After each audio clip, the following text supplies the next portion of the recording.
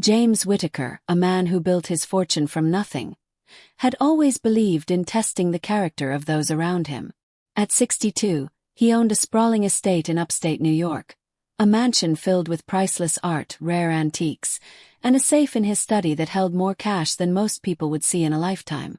But for all his wealth, James was a man of suspicion, shaped by years of betrayal in business and personal life. He trusted few, and even those he allowed close were subject to his quiet scrutiny. So when he decided to test Elise Carter, the maid who had worked for him for 3 years, he devised a plan that would reveal her true nature, or so he thought. Elise, a 40-year-old black woman with a steady demeanor and a knack for keeping the mansion spotless, had come to James's employ through a trusted agency. She was polite, efficient, and kept to herself, never lingering longer than necessary in any room. Her references were impeccable, her background unremarkable. A single mother who had raised 2 children, now grown, and who had worked in domestic service for over a decade. James had no complaints about her work, but something about her quiet competence unsettled him. Perhaps it was her refusal to engage in small talk, or the way her eyes seemed to see more than she let on. Whatever it was, James decided it was time to put her loyalty to the test. One crisp October morning, James called Elise into his study. The room was lined with oak bookshelves, a massive mahogany desk dominating the center. Behind the desk, partially concealed by a sliding panel, was his safe, a steel monstrosity that held $250,000 in cash, a collection of gold coins, and sensitive documents. James had never shown Elise the safe, but he knew she dusted the room daily and might have noticed the panel. Today he intended to make sure she saw it. "Elise," James said, his voice calm but deliberate, "I'll be out of town for a few days. I need you to take extra care with the study while I'm gone. Some of these books are rare, and I don't want any dust settling on them." Elise nodded, her expression neutral. "Of course, Mr. Whittaker. I'll make sure everything is in order." James stood, adjusting his cufflinks. "Good. I trust you'll keep things as they should be." He paused, then added, almost as an afterthought, "I've been meaning to reorganize some things in here. Might leave a few things out of place. Don't mind the mess." Elise didn't react, simply offering a polite, "Yes, sir." James watched her for a moment, searching for a flicker of curiosity, but her face gave nothing away.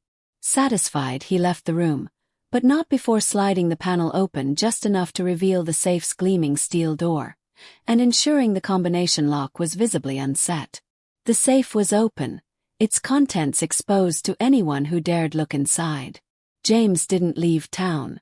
Instead, he checked into a hotel 20 miles away, where he could monitor the mansion's security system. Hidden cameras, installed years ago, covered every angle of the study. He had alerted his security team to keep an eye on the property but not to intervene unless absolutely necessary. For 3 days, James watched the feed, waiting to see what Elise would do. On the first day, Elise entered the study as part of her routine. She dusted the bookshelves, polished the desk, and vacuumed the Persian rug. James leaned closer to the screen, his heart rate picking up as she approached the safe. She paused, her cloth in hand, and stared at the open panel. For a moment, James was certain she would reach inside. But instead she turned away, continuing her work as if nothing was amiss. By the time she left the room, the safe was untouched. James frowned, unsure whether to feel relieved or frustrated. Perhaps she was cautious, waiting for a better opportunity. He decided to extend the test. On the second day, he called Elise from the hotel, pretending to be in Chicago. "Elise, I forgot to mention," he said, his tone casual. "There's a folder on my desk I need you to move to the shelf by the window. It's labeled, confidential. Just make sure it's secure." "Yes, Mr. Whittaker," Elise replied. "I'll take care of it." The folder didn't exist, but the instruction brought Elise back to the study. James watched as she searched the desk, her movements methodical. Again she passed by the safe, its door still ajar, and again she ignored it. She placed a random folder on the shelf as instructed, then left the room. James rubbed his temples, beginning to question his plan. Was she really that disciplined, or was she playing a longer game? By the third day, James was restless. He had expected Elise to act by now, either to take something or to report the open safe to him or the security team. Her inaction was unnerving. He decided to push further. He called the mansion's landline, knowing Elise would answer. "Elise," he said, feigning urgency. "I'm tied up in meetings. I need you to check something in the study. There's a panel behind my desk. Should be slightly open. Can you make sure it's secure? I might have left it loose." There was a brief pause on the line. "The panel, sir?" Elise asked, her voice steady. "Yes," James said, his pulse quickening. "Just check it. Don't touch anything else." "I understand, Mr. Whittaker. I'll check it now." James switched to the camera feed, his eyes glued to the screen. Elise entered the study, her expression unreadable. She approached the desk, then the panel. She stood there for a long moment, staring at the safe.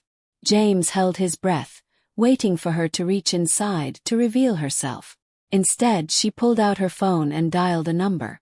James's phone buzzed in his hand.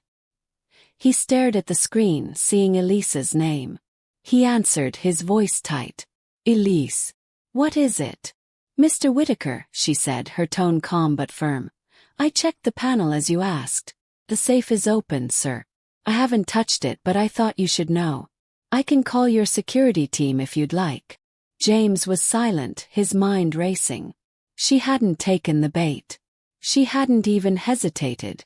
"No," he said finally. "No need for security. Just close the panel. I'll handle it when I'm back." "Yes, sir," Elise said. On the screen, James watched her slide the panel shut, then leave the room without a backward glance. James sat back in his chair, stunned. He had expected greed, or at least curiosity. Instead, Elise had shown integrity he hadn't anticipated. But rather than relief, he felt a strange unease. Why hadn't she taken the money? Was she afraid of being caught, or was there something else at play? He decided to return to the mansion that evening, determined to confront her. When James arrived, the house was quiet. Elise was in the kitchen, preparing a pot of tea. She looked up as he entered, her expression as composed as ever. "Welcome back, Mr. Whittaker," she said. "I hope your trip went well."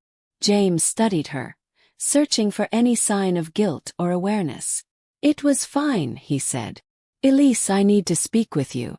In the study, she followed him without hesitation. Once inside, James closed the door and gestured for her to sit. She remained standing, her hands clasped in front of her. "Is something wrong, sir?" she asked. James leaned against his desk, choosing his words carefully. "The safe, Elise. You saw it was open. Why didn't you touch it?" Elise's eyes met his, steady and unflinching. "It wasn't my place, Mr. Whittaker. My job is to clean your home, not to handle your personal belongings." "But you could have," James pressed. "No one would have known. There was $250,000 in there. Why didn't you take it?" Elise's expression didn't change, but there was a slight tightening of her jaw. "I don't steal, sir. I've never taken anything that wasn't mine, and I never will." James crossed his arms, unconvinced. "Most people would have at least looked. You didn't even do that. Why?" For the first time, Elise's composure wavered. Not with guilt, but with something closer to frustration. "Mr. Whittaker," she said, her voice measured, "I've worked hard my whole life to be someone my children can be proud of. I've raised them to know right from wrong, and I live by the same rules. I don't need to look in your safe to know it's not mine to touch." James was taken aback by the quiet conviction in her words. He had spent years judging people by their actions under pressure, but Elise's response didn't fit his expectations. "You called me instead," he said, almost to himself. "You could have called security or no one at all." "Why me?" "Because it's your property," Elise said simply. "I figured you'd want to know." James stared at her, his suspicion giving way to something he hadn't felt in years: respect. He had set out to test her, but she had tested him in return, exposing the flaws in his assumptions. "Elise," he said finally, "I owe you an apology. I left the safe open on purpose. I wanted to see what you'd do." Elise's eyes widened slightly, but she said nothing, waiting for him to continue. "I've been burned before," James admitted. "People I trusted took advantage of me. I thought I needed to know who you really were. But you've shown me more than I expected." Elise nodded, her expression softening. "I understand, sir. Trust is hard to come by. But I've got no reason to break yours." James felt a weight lift, though guilt lingered in its place. "You've been exemplary, Elise. I'd like to make this right. I'm giving you a raise, effective immediately, and I want you to take a week's paid vacation. You've earned it." Elise hesitated, then offered a small smile. "Thank you, Mr. Whittaker. I appreciate that." As she left the study, James sat at his desk, staring at the closed panel. He had set out to uncover a truth about Elise, but instead he had learned something about himself. His wealth had made him cynical, quick to assume the worst in others. Elise's actions had challenged that, reminding him that character wasn't measured by opportunity, but by choice.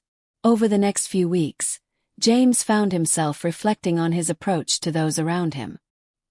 He began to notice the small ways Elise went beyond her duties, replacing a wilted flower in a vase, organizing his desk when he left paper scattered, anticipating his needs without being asked. He realized she hadn't just passed his test. She had been proving her worth every day, in ways he had been too guarded to see. One evening, as Elise was preparing to leave, James stopped her in the foyer. "Elise," he said, "I've been thinking. I'd like to do more than a raise. I want to set up a fund for your children's education, or for anything they might need. It's the least I can do." Elise looked at him, her eyes glistening with surprise. "Mr. Whittaker, that's more than I could ever ask for. My kids are grown, but my daughter's been talking about going back to school. That would mean the world to her." "Then it's settled," James said, a rare smile breaking through. "I'll have my lawyer draw up the papers." As Elise thanked him and left for the night, James felt a sense of clarity he hadn't known in years. He had spent his life building walls, testing loyalties, and guarding his wealth. But in Elise, he had found someone who reminded him that trust wasn't just about what people did when no one was watching. It was about the lives they lived every day, quietly and with purpose.